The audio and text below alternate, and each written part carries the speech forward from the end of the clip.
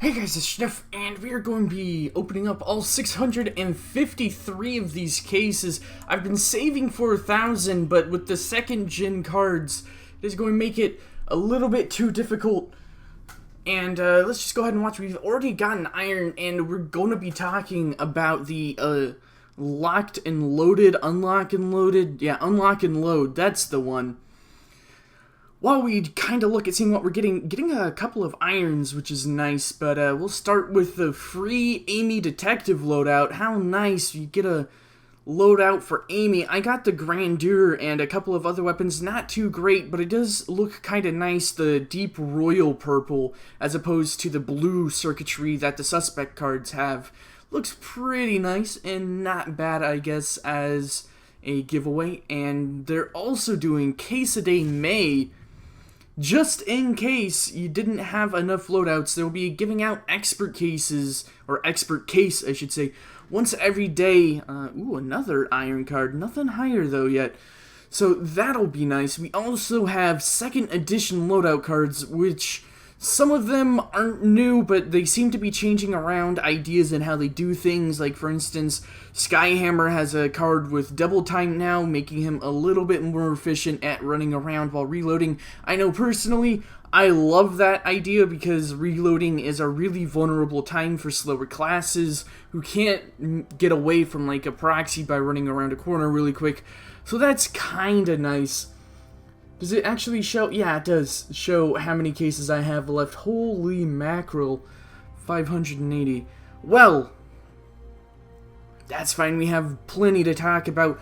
Other things that we may notice with the second generation cards is, really, I mean, like, some of them are really good, but they've tossed out also a fair amount of the good cards, like the BL33 for Fletcher, and the C72 Prime Operative for Bushwhacker, which is widely regarded as one of the best Bushwhacker cards you could get with the CZ? I don't know. But really, really good. Kind of sad to see that go, and getting a couple more iron cards. I guess that's nice. We will be trading these up to Cobalts of Gen 2. Not sure which ones yet, but we'll find out. As for the second edition loadout cards, those are pretty nice, I guess. I mean, it's kind of weird that they still have the 383 and the A31 and a bunch of other cards, but I guess if it's not broken, don't fix it. But at the same time, they didn't really change anything but the augments. It would have been really cool if we got a second generation of skins, like the Proxy skin right now that has the bandage over her eye. That would have been cool, but otherwise, it's a second generation. It's cool, I'm hyped for it, I'm going to make a bunch of videos for it, but at the same time, I feel like they could have gone the extra mile, so I don't know where that went. As for the refresh tutorial, which is kinda nice, but they still skimp out on engineer tactics and making sure people know that the fastest person to defuse is the only person to defuse. You really only ever need one person on the bomb. Anything more is just silly. I don't know why they haven't got that across to people. I don't know why people don't know that yet or don't see that the bar is going up any faster when they try, but whatever. They also added an assault course, which, ooh, assault course. This does have the added benefit of having an e-penis system where they show the best times, I think.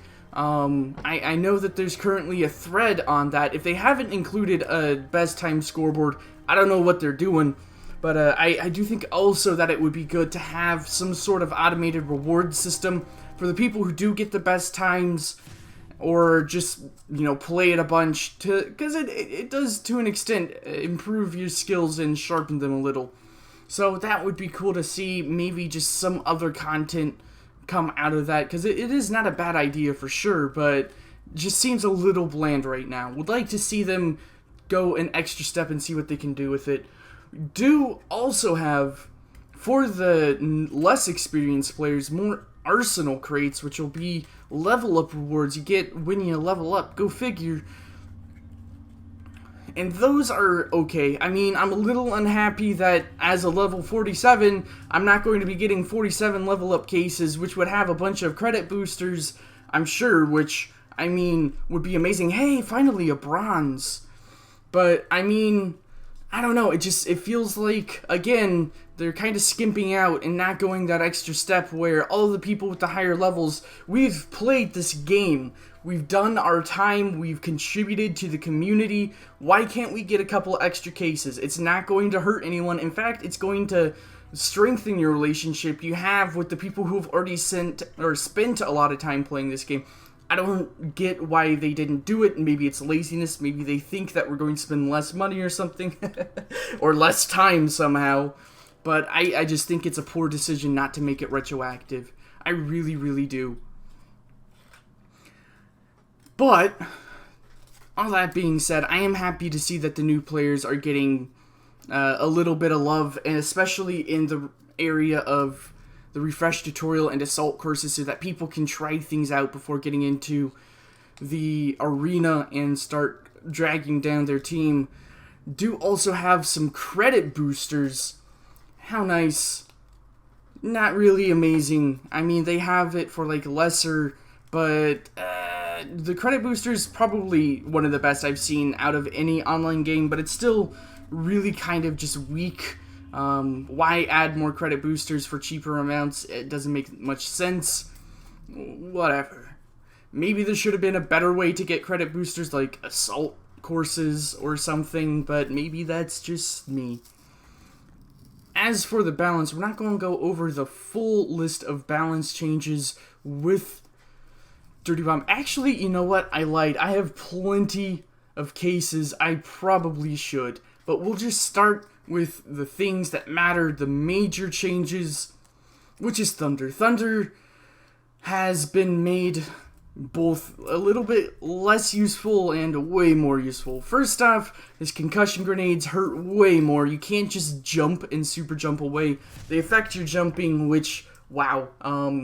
Second thing is they removed the EMP effect from the concussion grenade, so you can't use that on turrets or health stations anymore, which kind of sucks, but I've always found that the EMPs lasted way too short to make a good push because your team has to decide as a coherent unit that, oh yeah, this is the time to push, we gotta do this right now, and that takes a couple of seconds, and by the time that happens, they already have their health station back up, and what was the point of throwing that grenade?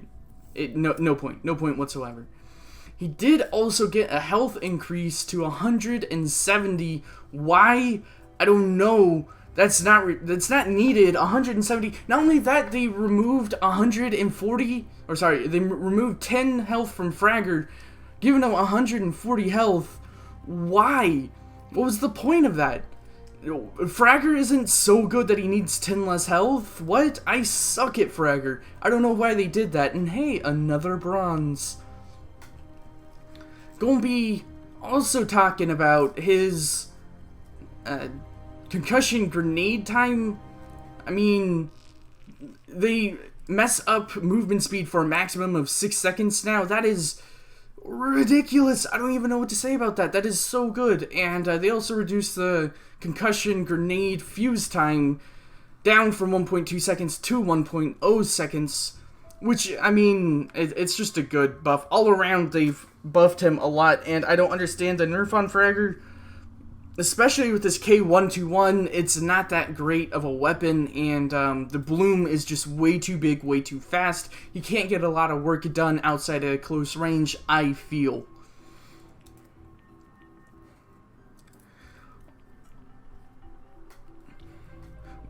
Next is Phantom.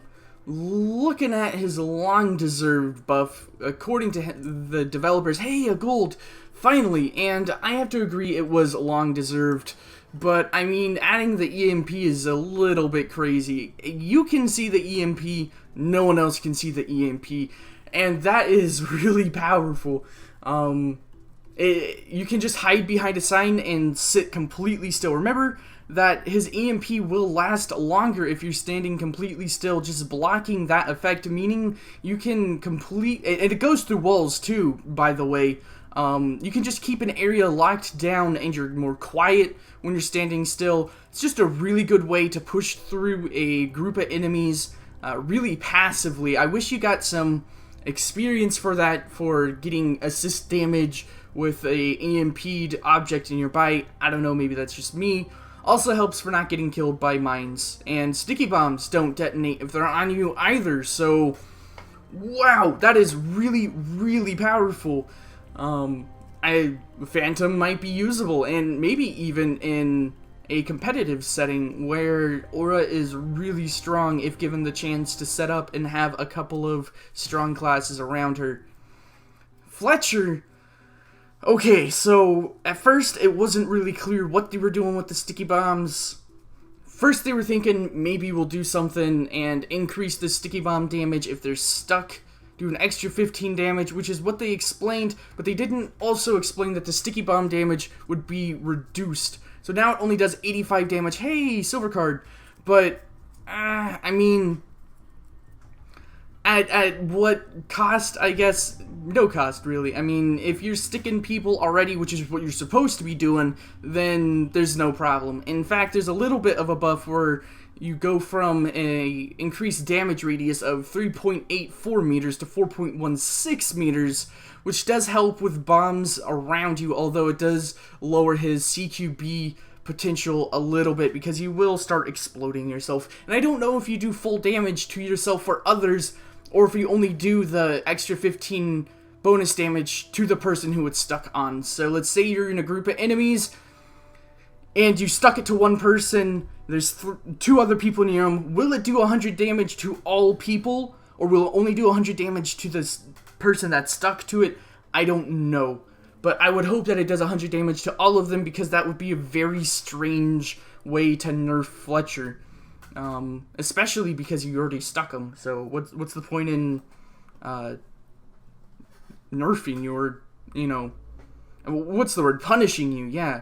Got another bronze, by the way, and getting a couple of irons. How many cases we have left? 140! Maybe we won't get through the entire list, but, some other things that I'd like to make note of, especially for medics, is 50% health. You will appear to have medics on the screen. I've noticed myself getting healed a lot more often. This is great, especially for Phoenix, who can't wait until you're at 40 health to be able to determine that you need health, because at that point you're already dead. More than likely already dead. Or dying. It's just a problem. Stoker's Molotovs now spawn properly. They don't get blocked off by weird little angles and stuff. It spreads more evenly, which is nice. And not only that, they added bonus credits icon to the ranked mode in the play menu. It's not going to get anyone to play competition because, well, to be frank, problem one, no one plays competition. Hey, Cold! And problem two, the people who do play competition want to play it with their friends, and you can't really play it with a full group of people, or maybe you can, but it only groups you against a full group of people, which we've already determined not a lot of people play comp in the first place, so why even bother? They are doing a whole bunch of bug fixes, so many bug fixes that I probably can't get through all of them, but it does look like a lot of the augments have been fixed. One thing that I would love to see them fix, but haven't seen them fix, those phantom aura station glows that just lead to no station and are just there forever. Another bronze and another silver. How nice. Don't think I've gotten a single cobalt though, so whatever. Yeah, so I mean, why can't they fix that? I don't know how many times I've died because I'm like, oh, there's a health station here. Let me just go ahead and heal up, and nope, there's just an enemy standing there going, ha, ha, ha, ha. Another bronze and another silver. Looking good. Starting to get to the endpoints here. So I'm not going to go through the entire list of changes worth poking through. I mean, a lot of it is very minor. Not too major changes. Went over that with Fletcher, Phantom, and what was the other one? Thunder? Yeah, there we go. So overall, this is not a bad event. They definitely did a lot of bug fixing, and I can't complain because when they do that much bug fixing, it's not a problem. Another bronze, how nice. But at the same time, I feel like there's still a lot to be desired, and they're moving in a direction which is interesting with all the expert cases being released. And having the Gen 2 out there is nice, but I still feel like there aren't any major updates that are happening. Like, what are they doing only balancing the game? I feel like there are maps that need to be released.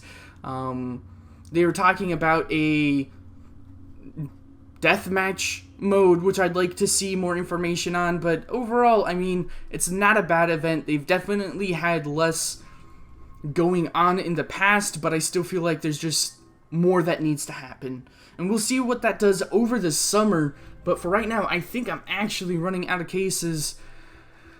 I do not know how many cards I've got, but I have a feeling that I will be able to trade up at least a few of them. Let's see, where is it? Is it here?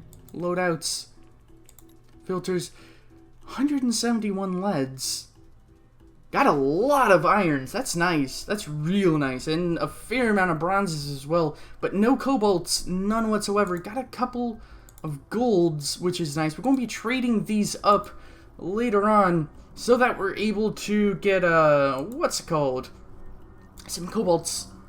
And you know what, leave a comment. Which loadout are you hoping for in cobalt, and for which merc? I need to know, because I'll be trying to get those so that I can maybe, when trading is implemented, sell them to you. I think I know which loadouts are best, but I'd like to hear from you guys, so go ahead and leave a comment, and until then, this is Sniff. Goodbye.